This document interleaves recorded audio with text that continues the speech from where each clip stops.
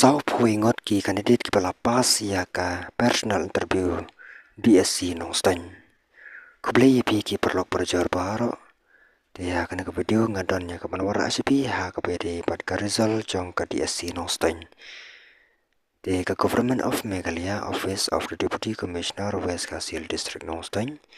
Katkum ka notification kepala penmi ha ka kandai tarik penai Desember atara fusan. Kalapan pena ya ka result personal interview na kamata jong ka grade 4 kepala penlong da ka District Selection Committee DSC West Kasil District nongstany ha ka katnyo tarik penai Desember atara fusan.